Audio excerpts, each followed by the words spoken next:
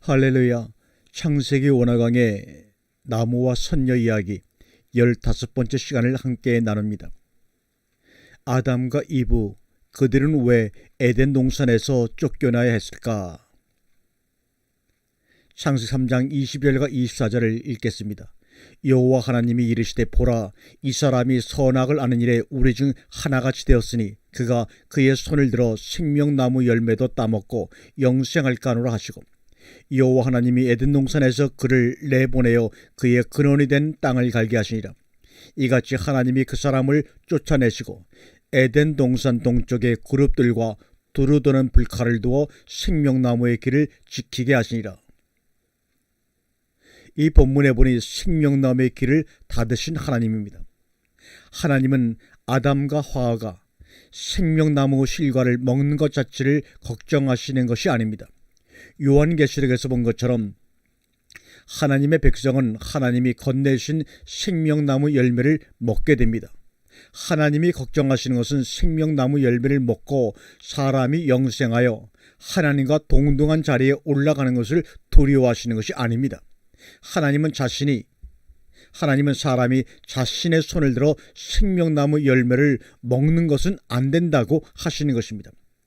에덴 동산에서 쫓아내심, 바로 22절에 그가 그의 손을 들어에서 들어라는 말은 샬라오라는 히브리어 단어인데, 23절에 여호와 하나님이 에덴 동산에서 그를 내보내어에서 내보내어가 바로 샬라오입니다.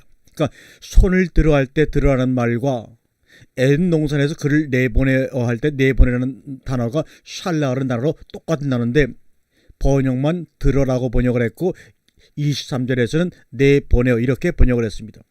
또한 24절도 쫓아내시고도 샬라오라는 같은 단어입니다.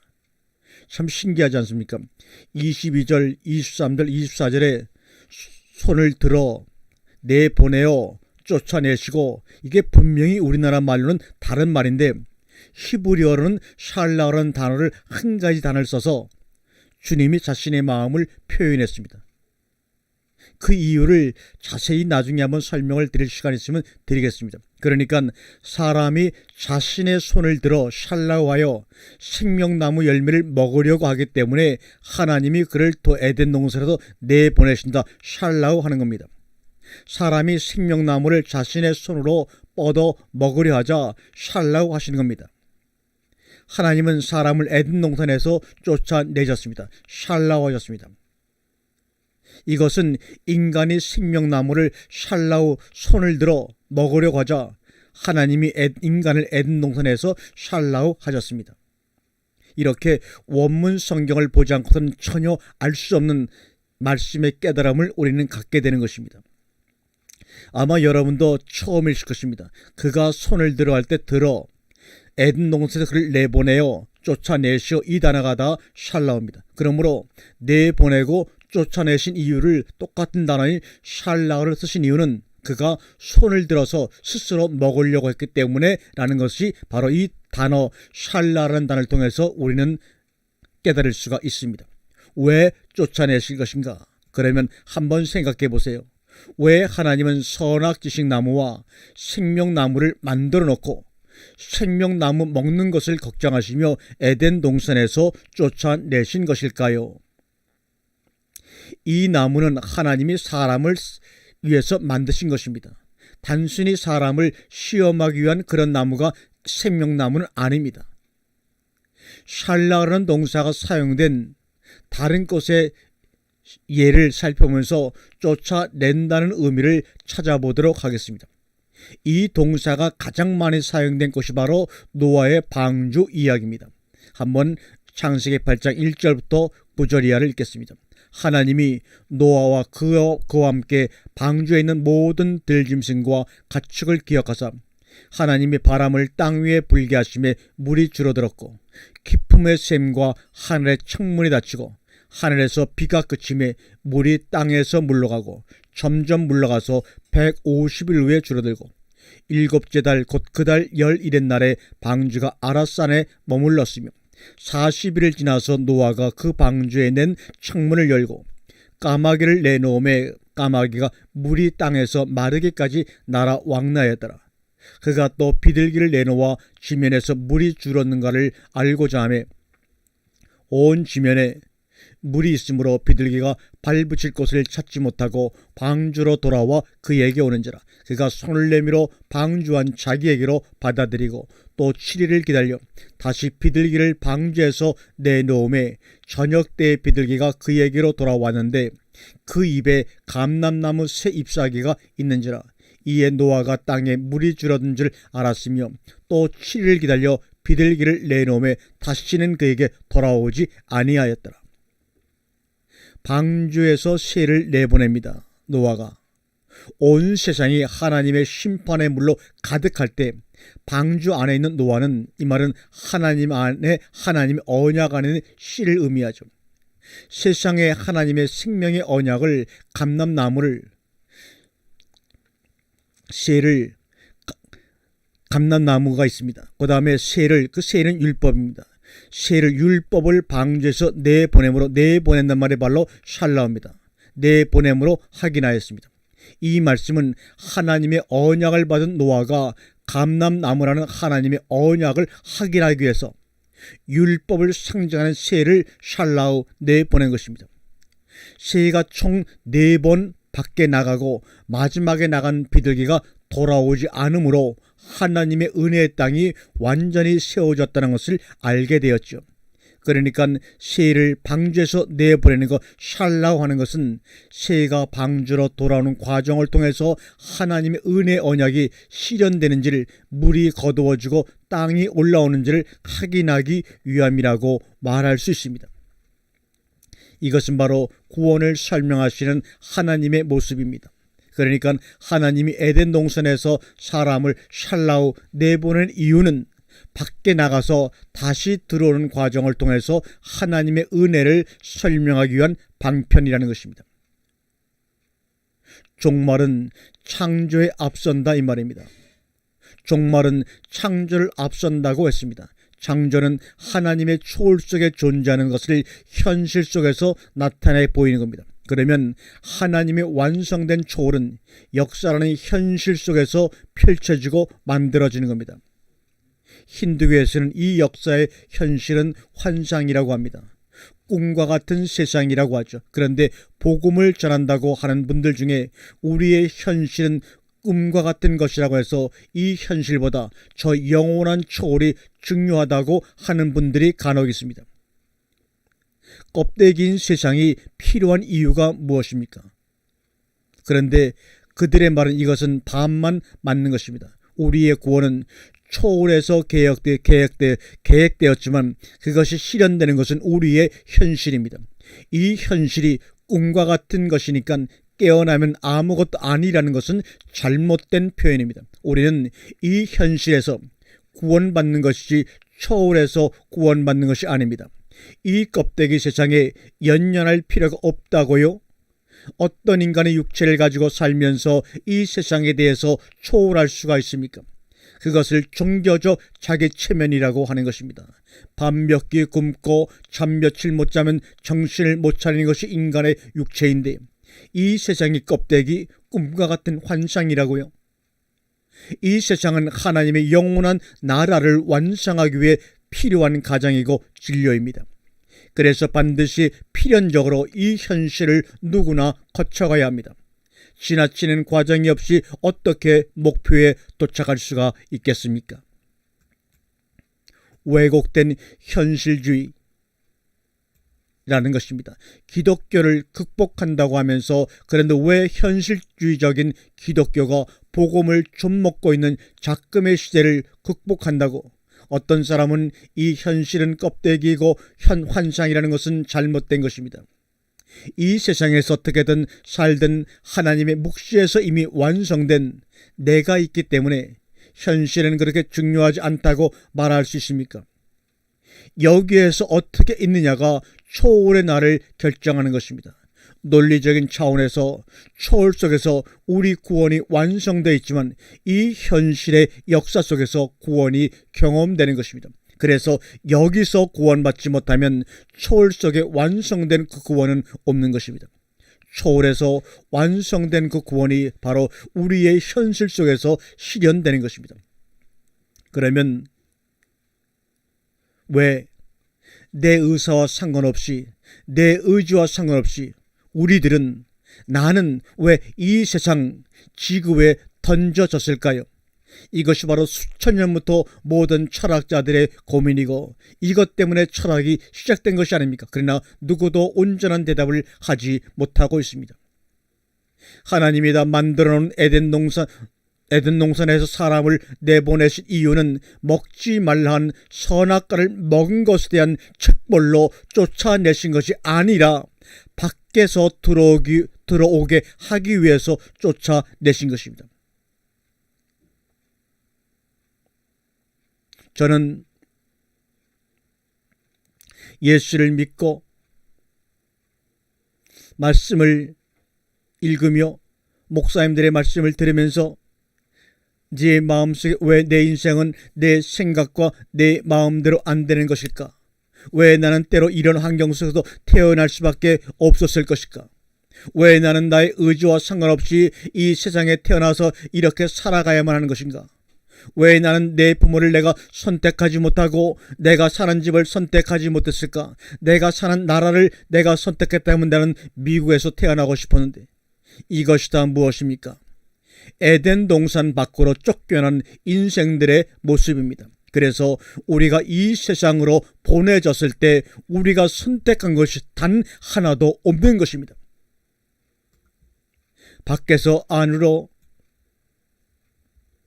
그러면 이 복음의 진실을 통해서 하나님의 의도를 알게 된 우리는 어떻게 하면 됩니까?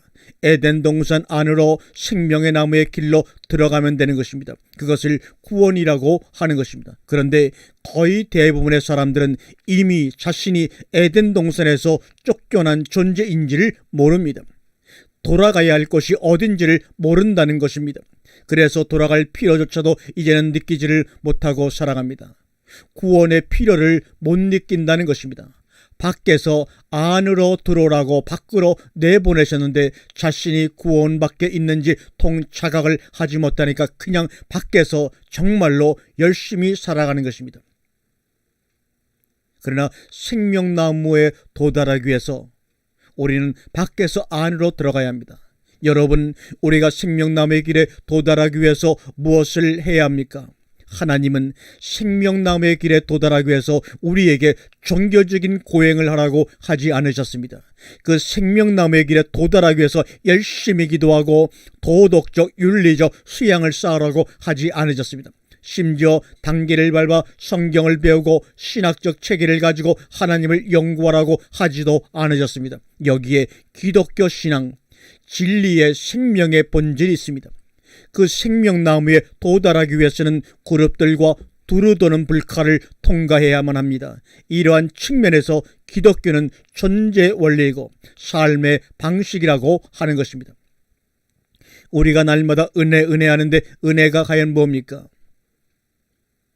수동적인 것, 말씀 사역을 하면서 여러 성도님들을 만나 뵈면서 깨달은 것이 있습니다. 그것은 하나님의 은혜는 우리 입장에서 수동적이면서 능동적이라는 것입니다.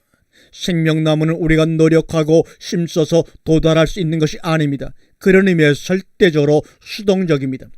하나님이 먼저 우리에게 다가오시지 않으시면 우리 어떤 노력으로도 얻을 수가 없는 영역입니다. 그래서 진리 안에서 신앙생활을 하다 보면 깜짝깜짝 놀랍니다. 어떻게 이런 진리의 말씀이 나에게 들리고 내가 깨닫고 이해할 수 있게 되었을까? 이 말씀을 전하는 지금 이 시간에도 그런 심정으로 말씀을 전합니다.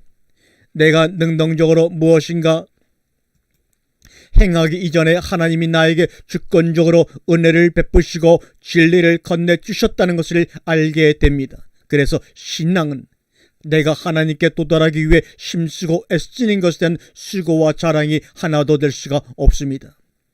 그저 나의 나됨은 하나님의 은혜라는 고백으로 이 말씀을 지금 전하고 있습니다. 신앙은 하나님이 나에게 오시는 것에 대한 고백이요 감사이며 알미고 간증이 되어야 합니다. 그러면 능동적인 것은 뭡니까? 그런데 이 은혜 안에 우리의 열심을 이끌어내는 능동적인 행위가 있습니다. 이것은 마치 여자 자궁의 생명이 잉태되는 것과 같습니다. 여자가 아무리 건강하고 튼튼해도 생명의 씨는 밖에서 들어와야 하는 것 아닙니까? 생명은 여자 것이 아닙니다. 그런데 그 생명의 씨가 수정되고 착상되어 자라는 과정과 출산 속에는 능동적인 생명의 이끄심이 있다는 것입니다. 여자의 모든 것이 그 생명으로 함몰되고 희생되고 공급됩니다. 그것을 진리 안에서 성도들이 행하는 선한 행실, 열심, 수고라고 말을 하는 것입니다. 생명나무로 이끄시는 하나님. 하나님은 이렇게 그 진리로 우리를 생명나무의 길로 이끄십니다. 이 하나님의 열심이 우리로 순종하게 하고 찬양하게 하며 감사하게 하고 기도하게 합니다. 주께서 보이신 생명의 길로 주의 생명으로 살아가시는 성도님들 되시기를 축원합니다. 시편 16편 11절에 주께서 생명의 길을 내게 보이시리니 주의 앞에는 충만한 기쁨이 있고 주의 오른쪽에는 영원한 즐거움이 있나이다. 아멘. 진리가 풍성한 언어로 우리 안에 울림이 될 때 그 울림의 언어가 이 세상에게 진리의 울림이 되는 것입니다. 나는 선악나무와 생명나무로 이루어진 십자가의 비밀을 아는 자다. 나를 위해 선악과 나무와 생명나무의 십자가를 지신 예수 그리스도를 날마다 상고하며 생각하시는 여러분 되시기를 주님의 이름으로 또한 축원드립니다. 십자가 위에 달리신 예수님, 뱀에 물린 자마다 장대에 매단 노뱀을 쳐다본 즉 살리라는 말과 같은 말 아닙니까? 뱀, 나아시. 뱀의 타부, 뱀이라는 단어, 나아시의 단어에 타부라는 시브리 알파벳 마지막 알파벳이 붙어버리니까 만들어진 단어가 바로 노시라는 단어입니다. 이게 바로 너의 모습이야. 뱀은 다른 것이 아니고 바로 네가 뱀이야. 네가 대적자고, 네가 미혹하는 자고, 네가 거짓말하는 자고, 간음하는 자고, 살인하는 자고, 네가 탐심하는 자야. 이것이 바로 바울이 말한 내가 예수 그리스도와 함께 십자가에 못 박혀 죽는 것이다 이 말이요. 물리적으로 죽는 것이 아니라 십자가에 달리신 예수를 보고 이게 바로 나구나, 내가 뱀이구나, 내가 거기에 달려야 하는데 하나님의 아들 예수가 대신 달리셨구나. 이때 빛이 비치는 창조의 첫째 날이 이루어지는 것입니다. 하나님을 알고 나를 알기 시작하는 거야 나를 알아갑니다. 창세기 1장 28절에 생육하고 번성하며 땅에 충만하라, 땅을 정복하라, 다스리라 말합니다. 1장 31절에 하나님이 지으신 모든 것을 보시니 보시기에 심히 좋았다란 말합니다. 2장 3절에 일곱째 날을 복주사 거룩하게 하셨으니, 민수기 12장 12절에 애굽에서 나온 그 백성은 복을 받은 자라 말합니다. 민수기 13장 20절에 주께서 복을 베푸셨으니 내가 그것을 바꿀 수 없다고 고백을 합니다. 그런데 창세기 2장 4절 이유를 쭉 보게 되면 복 같은 복의 흔적이 있나 보세요. 수천 년 인간 역사에서 대부분의 시간은 기아와의 싸움이었습니다. 약 200년 전만 하더라도 대개 굶주려 죽은 사람이 너무 많았고 지금도 초당 7명의 아이들이 굶어 죽고 있다는 보고가 있습니다. 그럼 주님이 심히 복이 좋았다고 말한 그 복은 도대체 무슨 복입니까? 우리 모두가 함께 고민해야 맞는 것 아닌가요?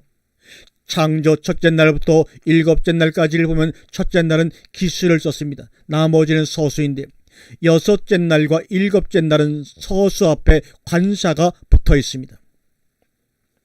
이것은 굉장한 의미가 있는 것입니다.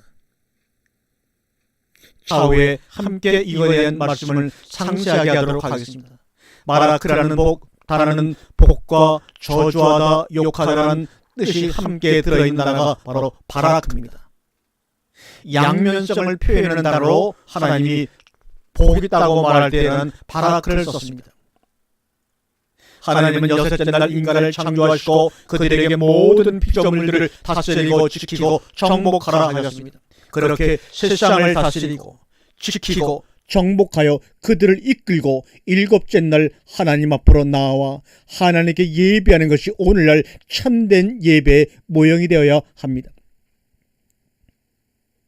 골프에게 명령받고 피크닉에게 명령받고 게으름에게 명령받는 이들도 있습니다. 아닙니다. 성도는 세상을 다스리며 지키며 정복하여 하나님 앞으로 끌고 나와 예배하게 하는 워십 리더여야 하는 것입니다. 여러분 어떻게 생각하세요? 저는 창세기 1장 1절의 말씀이 6일간의 창조를 요약해서 말하는 제목이라 보지도 않고 지금 이 세상이 있기 전에 어떤 다른 창조를 말하는 것으로 절대 보지 않습니다. 저는 이 창세기 1장 1절의 창조는 창조의 첫째 날 첫 사역을 설명한 것으로 봅니다.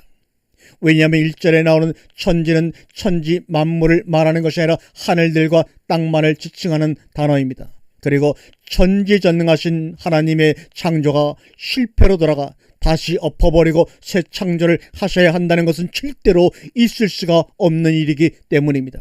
즉 하나님께서 천지 만물을 창조하실 때 첫 일로 시간과 함께 그야말로 천지 즉 하늘들과 땅을 창조하신 것입니다. 여기서 하늘이 하늘들 샤마임이라고 묘사가 된 것은 성경이 하늘 셋으로 표현하고 있기 때문입니다. 우리가 눈으로 보는 대기권의 하늘, 그리고 그 대기권 밖에 무한히 뻗어있는 우주로서의 하늘, 그리고 하나님께서 거하시며 앞으로 그분의 백성들과 함께 하실 하늘, 이렇게 셋으로 나누어 나타납니다. 그래서 하늘이란 단어는 쌍수로 나타나지요. 그래서 바울이 하나님이 계신 곳을 보고 왔을 때 그것을 삼층천이라고 부른 것입니다. 그러니까 이 우주라는 공간과 지구가 그 첫째 날 만들어진 것입니다. 그리고 그 하나님과 하나님 위에 다른 존재들이 함께 구할 하나님 나라도 그때 만들어진 것입니다. 이렇게 첫째 날에 하늘들과 땅 즉 지구가 만들어졌고 거기에 빛이 보태진 것입니다. 그러면 이런 의문이 생기겠죠. 분명 해와 달과 별들은 넷째 날 만들어졌는데 그럼 첫째 날은 이 우주의 달랑 지구만 만들어졌단 말입니까? 그렇다면 어떻게 지구가 홀로 우주라는 공간에 떠 있을 수 있었을까요? 지구는 수많은 별들과 달과 태양과의 거리와 질량과 인력의 관계에 의해 그 자리에 있을 수 있는 것 아닙니까? 그런데 지구만 달랑 우주에 떠 있을 수 있나요? 네, 그렇습니다. 하나님이라서 그게 가능합니다. 우리가 광야의 삶을 살고 있다면 당연히 우리들도 창세기 1장부터 11장까지의 말씀을 깨달아야 합니다. 고린도전서 10장 1절과 2절에 형제자매 여러분, 나는 여러분이 이 사실을 알고 지내기를 바랍니다. 우리 조상들은 모두 구름의 보호 아래 있었고 바다 가운데를 지나갔습니다. 이렇게 그들은 모두 구름과 바다 속에서 세례를 받아 모세에게 속하게 되었습니다. 성경은 이스라엘이 홍해를 건넌 것을 그들이 세례받았다라고 표현을 합니다. 창세기 둘째 날 공창과 공창의 물과 공창 아래의 물, 그리고 성막의 물두멍과 출애굽기의 홍해 사건과 요한복음의 예수님의 세례가 정확히 겹쳐지면 하나로 됩니다. 그러니까 창세기와 출애굽기와 성막의 이야기는 정확하게 요한복음의 예수 그리스도를 예표하고 있는 것을 알 수 있습니다. 하나님께서 어떻게 그분의 백성들을 구원하셔서 안전하게 하나님이 거하시는 새 하늘과 새 땅으로 인도하실 것인가를 설명하시기 위해 창조부터 이야기가 전개되고 있다는 사실을 깨달으시길 바랍니다. 그 예수께서 빛으로 이 땅에 오셨습니다. 그리고 그분이 세례를 받으셨습니다. 세례라는 것은 옛사람이 죽고 새사람이 탄생되는 사건을 상징합니다. 예수님은 요한에게 세례를 받으심으로 우리 죄인들과 연합되셨고, 두 번째 십자가의 세례로 우리 성도들의 옛사람을 완전히 죽이신 것입니다. 그래서 성막에 번제단을 부수어 버리시고 물두멍을 쪼개어 버리신 것입니다. 그 물두멍이 쪼개지지 않고 여전히 존재하는 한 인간들은 절대 그 물두멍을 그냥 지나칠 수가 없는 것입니다. 그게 바로 율법입니다. 율법은 지켜지지 않으면 죽는 것입니다. 율법은 항상 행위를 요구하는 것이기 때문입니다. 그 물두멍에서 몸을 씻는 예식을 하지 않으면 그 물두멍의 저주의 물이 그를 덮쳐서 죽여버릴 수밖에 없는 것입니다. 왜냐하면 하나님은 거룩하신 분이시기에 더러운 죄인들이 그냥 물두멍을 지나쳐서 지성소로 들어가게 되면 그가 죽게 되는 것입니다. 그것이 바로 죄인들의 실존입니다. 실제로 공창 위의 물과 공창 아래의 물이 모두 쏘여서 더러운 죄인들을 몰살시킨 사건이 있었지요. 노아의 홍수사건이 바로 율법 아래에서 물두멍을 그냥 지나친 자들에게 쏟아지게 될 하나님의 저주를 보여주는 것입니다. 그런데 예수 그리스도께서 십자가의 세례를 받으심으로 그 물두멍을 쪼개어 버리신 것입니다. 그래서 지성소를 맡고 있던 둘째 하나님 휘장도 예수 그리스도 십자가로 말미암아 위에서 아래로 찢어져 버린 겁니다. 마태복음 27장 50절과 51절 보세요. 예수님께서 다시 큰 소리로 외치시고 숨을 거두셨다. 그때 성전 휘장이 위에서 아래로 두 폭으로 찢었다. 그리고 땅이 흔들리고 바위가 갈라지고, 이렇게 해서 3층 천을 가로막고 있던 공창과 2층 천이 제거가 된 것입니다. 그러니까 창세기 둘째 날에 창조기사는 예수 그리스도로 말미암아 공창과 저주의 물이 제거되고 천지만물과 하나님이 화목하게 되는 예수 그리스도의 십자가로 향하고 있는 모습을 창조 둘째 날을 통해서 우리에게 말씀하고 있는 것입니다. 할렐루야. 그래서 완성된 새하늘과 새 땅에는 더 이상 공창과 바다가 없어지게 되고 어둠도 사라지게 되는 것입니다.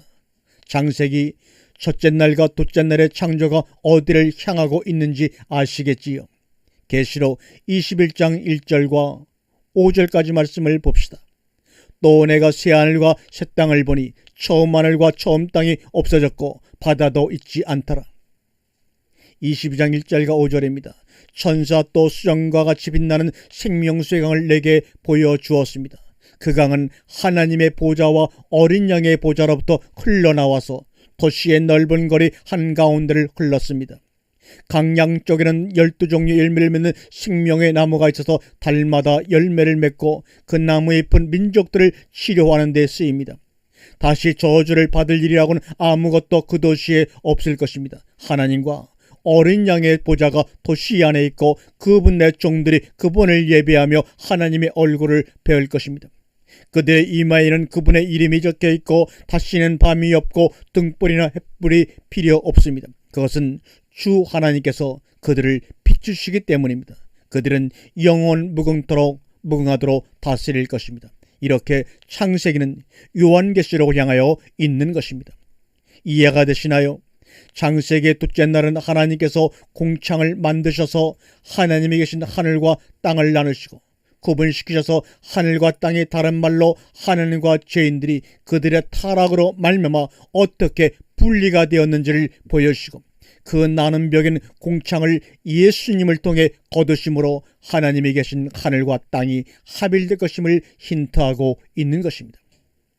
그러한 연유로 하나님의 언약이 세워질 때마다 분리가 등장이 되는 것입니다. 하나님은 하나님의 능력으로 그 분리를 합일로 만드시겠다는 것이 바로 언약의 내용이기 때문에 하나님의 언약의 때마다 분리가 등장을 하는 것입니다. 하나님께서 아담에게서 하와를 분리시키시고 혼인을 시키셔서 다시 하나로 만드시는 것도 죄로 말미암아 분리되었던 하나님과 하나님의 백성들이 하나님의 은혜로 하나로 재통일 에나케 팔라이어 될 것임을 보여주시는 겁니다. 그래서 에베소에서 혼인을 예수 그리스도와 교회의 관계로 표현한 것 아닙니까? 창세기 15장을 우리가 보면 하나님께서 아브라함에게 언약을 하실 때 짐승들을 쪼개시고 그 쪼갠 고개 사이로 지나가시지요. 하나님은 그 쪼개진 제물을 통해 분리를 보여주시고 하나님의 능력과 하나님의 은혜로 그 분리가 하나로 합일될 것을 보여주시는 겁니다. 그런데 그 쪼갠 고기 사이를 홀로 지나가셨다는 것은 여러분이 아시다시피 그 언약은 하나님이 홀로 이루실 것이라는 암시요 약속입니다. 그리고 제사 때마다 항상 제물은 돌로 쪼개지고 살과 피로 분리가 됩니다. 하나님의 언약궤가 들어있는 지성소와 성소도 휘장으로 분리되어 있습니다. 그것은 하나님이 거하시는 하늘과 땅의 엄격한 분리를 암시하는 것입니다. 그 휘장이 예수 그리스도로 말미암아 찢겨지고 하늘과 땅이 하나로 화해가 될 것이라는 하나님의 은혜 언약이 그 속에 숨어 있는 것입니다. 이렇게 하나님의 언약의 관점 안에서 창세기 둘째 날에 공창으로 인한 하늘과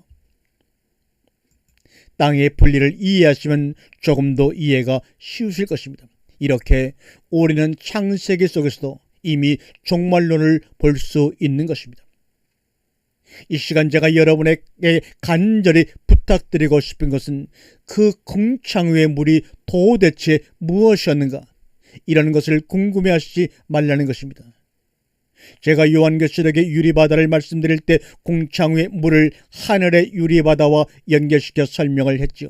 그리고 요한복음의 첫 번째 설교와 오늘의 설교에서는 그 공창 위의 물을 조금 다른 각도에서 설명을 해드렸습니다. 그러나 결론은 둘 다 예수 그리스도의 십자가로 말미암아 될 하나님의 나라의 완성이었습니다. 그렇지요. 우리는 성경을 통해 어떤 역사적인 사실이나 우주에 관한 정보를 알아내는 것이 아닙니다. 바로 그 예수 그리스도와 십자가 그리고 하나님 나라의 완성을 읽어내면 되는 것입니다. 그리고 혹자들이 왜 창세기 둘째 날에만 하나님이 보시기에 좋았더라는 말씀이 빠졌는가에 대해서 궁금해들 하시는데, 그것은 창세기 둘째 날은 하나님이 창조하신 생물들이 기식하는 데 필요한 이 세상의 틀이 구조적으로 만들어지는 과정이기 때문에 그런 것입니다. 창세기 셋째 날까지는 틀이 완성이 되고 넷째 날부터 그 틀에 만물이 채워지는 것 아닙니까? 그런데 둘째 날 하늘이 만들어진 것만으로는 생물이 존재할 수가 없지요.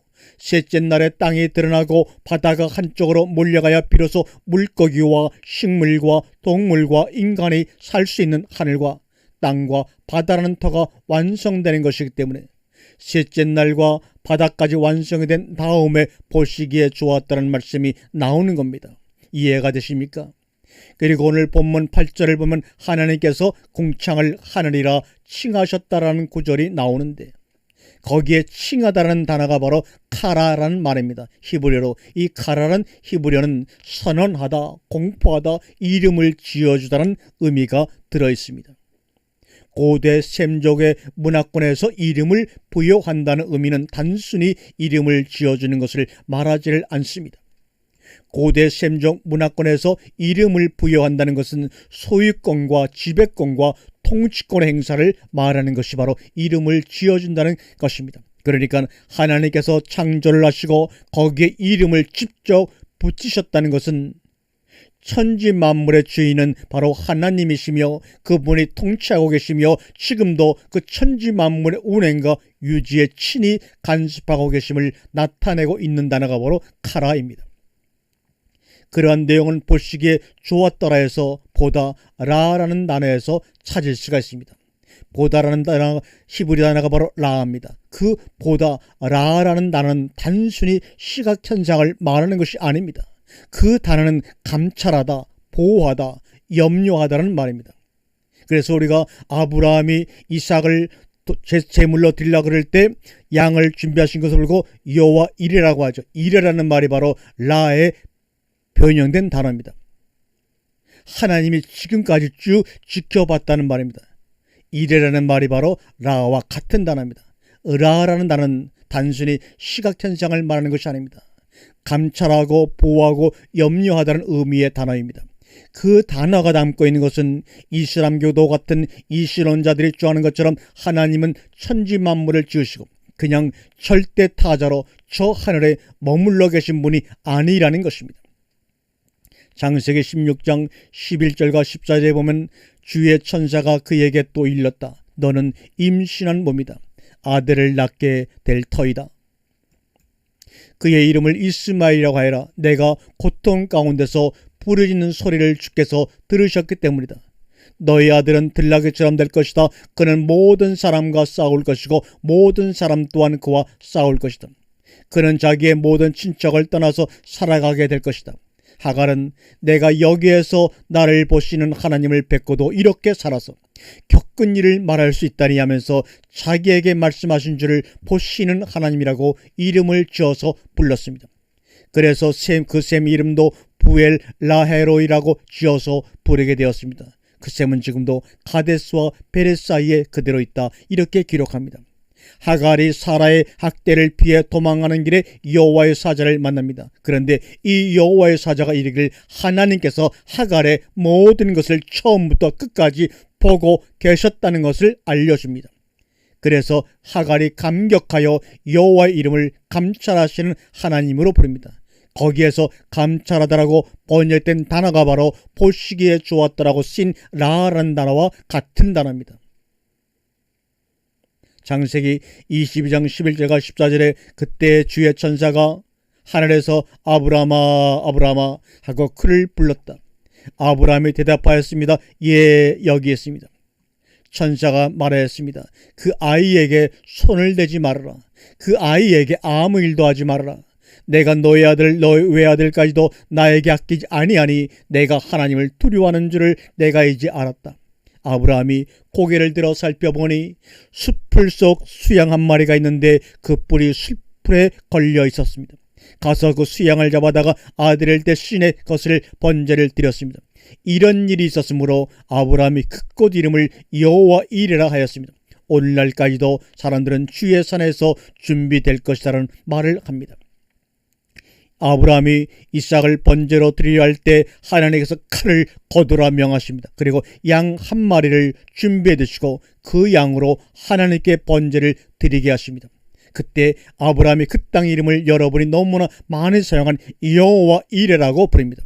이 말은 지켜보시고 감찰하시며 자녀의 모든 필요를 준비해 주신 하나님이란 뜻입니다. 거기서 이레라고 번역된 단어가 보시기에 좋았다라고 쓴 라라는 단어입니다. 똑같은 단어입니다. 출애굽기 4장 29절과 31절입니다. 모세와 아론이 이스라엘 자손의 모든 장로들을 모으고 아론이 여호와께서 모세에게 명하신 모든 말씀을 전하고 백성 앞에서 이적을 행하니 백성이 믿으며 여호와께서 이스라엘 자손을 돌아보시고 그 고난을 감찰하셨다함을 듣고 머리 숙여 경배하더라. 31절에 감찰하셨다에 쓰인 단어도 바로 라입니다. 이렇게 보시기에 좋았더라에 쓰인 라라는 하나님의 보호하심과 감찰하심과 지키심과 도우심을 나타내는 단어인 것입니다. 그래서 이스라엘은 하나님의 도우심을 구할 때 이 라라는 단어를 기도의 시작으로 삼았습니다. 이사야 63장 15절에 주여 하늘에서 굽어 살피시어 주의 거룩하고 영원한 처소에서 보옵소서. 주의 열성과 주의 능하신 행동 이제 어디 있나이까. 주의 베푸시던 간곡한 자비와 긍휼이 내게 그쳤나이다. 그러니까 모세가 창세기를 기록하면서 이 라라는 단어를 둘째 날을 제외한 모든 날들에 마치 후령구처럼 붙여놓은 것은 하나님은 역동적으로 천지 만물과 역사를 주관하고 계시며 그분의 계획대로 끌고 가고 계시다는 것을 보여주고 있는 것입니다. 하나님은 보시는 하나님이시라는 겁니다. 요한복음 11장 11절과 12절입니다. 나는 이제 더 이상 세상에 있지 않으나 그들은 세상에 있습니다. 나는 아버지께로 갑니다. 거룩하신 아버지께서 내게 주신 아버지의 이름으로 그들을 지켜주셔서 우리가 하나인 것 같이 그들도 하나가 되게 하여 주십시오. 내가 그들과 함께 지내는 동안 아버지께서 내게 주신 아버지의 이름으로 그들을 지켜서 보호하였습니다. 그러므로 그들 가운데 단 한 사람도 멸망하지 않았습니다. 다만 멸망의 자식만 잃은 것은 성경의 말씀을 이루시려 한 것입니다. 여기서 보존하다라고 번역된 헬라어 테레오가 우리가 지금까지 공부한 히브리어의 라라는 단어와 같은 단어입니다. 지키다, 보호하다. 이렇게 하나님은 불꽃 같은 눈으로 우리를 지키고 계십니다. 그렇다면 여러분이 지금 겪고 있는 모든 상황과 사건과 여건들은 다 하나님의 지키심의 열매인 것을 믿으시기 바랍니다. 그러니까 참으로 잘 견뎌내십시오. 잘 이겨내시기 바랍니다. 할렐루야. 이미 여러분과 하나님 사이를 가르고 있던 영적인 공창은 사라졌습니다. 이제 예수 그리스도를 믿는 우리를 하나님으로부터 갈라 놓을 수 있는 것은 아무것도 없습니다. 죽음도 우리를 하나님으로부터 갈라 놓을 수가 없습니다. 그러한 사람들에게만 주어지는 하나님의 지키심과 감찰하심을 기쁘게 감당해 냅시다. 예수님의 십자가의 죽음으로 그리고 셋째 날 하나가 되었고 그 물 위에 묻지 위에 마른 땅 위에 나무가 지어졌고 그것이 우리의 양식이 되었습니다. 넷째 날부터 여섯 날까지의 눈에 보이는 내용물들은 본질을 설명하기 위한 것입니다. 그런데 우리는 그 겉의 모습에만 모든 것이 집중되어 있습니다. 그렇게 셋째 날에 생명체가 존재하는 데 필요한 틀이 완성이 됩니다. 하나님은 그 틀이 완성되자마자 보시기에 좋았더라 말씀하십니다. 그런데 잘 보시면 셋째 날에는 보시기에 좋았더라라는 말씀을 두 번이나 반복해 하십니다. 둘째 날에는 보시기에 좋았다는 그 말씀이 없었지요. 그런데 셋째 날에는 땅과 바다를 가르시고 보시기에 좋았다라고 말씀하시고 쉼에 있는 채소와 열매 맺는 과목을 창조하시고 또 보시기에 좋았더라 거듭거듭 말씀을 하십니다. 그러니까 우리가 지난주에 말씀드린 대로 바다와 땅은 둘째 날의 공창 하늘과 한 조를 이루는 것입니다. 그래서 하늘에 이어 땅과 바다가 완성이 되자 보시기에 좋았다는 말씀을 하신 것이고 거기에 동물과 인간의 먹거리인 풀과 쉼에 있는 채소와 열매 맺는 과목을 창조하시니 또 보시기에 좋았다는 말씀을 하신 것입니다. 다 하나님은 인간이 존재할 수 있는 틀을 완성하시고 식량까지 준비하시고 셋째 날을 마감하시는 것입니다. 참고로 인간이 고기를 먹기 시작한 것은 노아의 홍수 이후입니다. 창세기 9장 3절을 보면 무릇 산 동물은 너희의 식물이 될지라는 말씀이 있지요. 그때부터 인간이 고기를 먹게 된 것입니다. 이것이 창세기 셋째 날의 현상론적인 설명입니다. 땅과 바다를 나누시고 식량을 준비해 주신 것, 이제 그 셋째 날이 담고 있는 구속사 안에서의 영적인 메시지를 다음 시간에 살펴보도록 하겠습니다. 아멘.